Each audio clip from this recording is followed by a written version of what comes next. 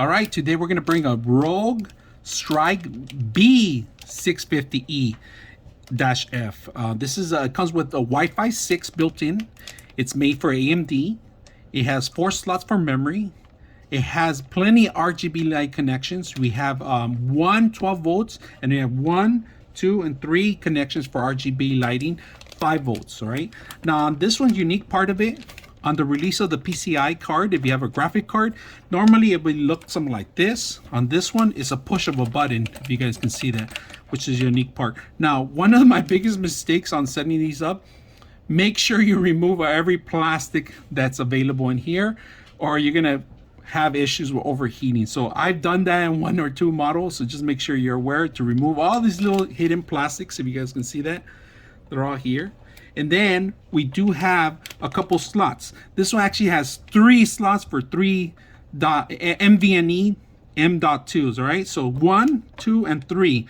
And then you have plenty of SATA connections. You have 4 SATA connections, which is outdated now. You know, mechanical and SSD drive are getting replaced by M.2s, and the new versions of M.2s are coming out next year.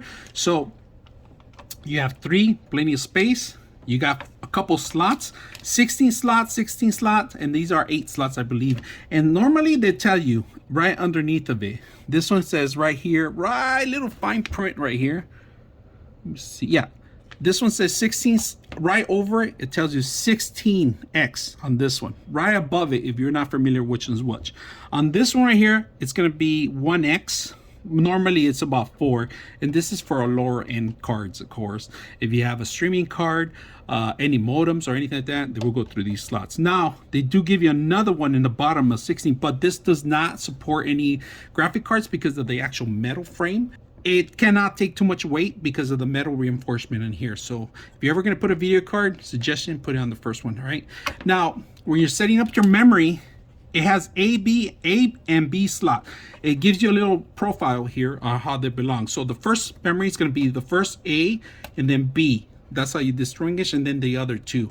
If you do it wrong, you might not get a boot up sequence at all, and you might have to revisit. Now, if you're going to set up a water cooling system, you might have to replace these brackets in here. These are normal standard AMD brackets that are available for their fans, but not for the AIO water cooling systems that we're going to replace. Now, this bracket here itself, you are going to have to open it up and set it up.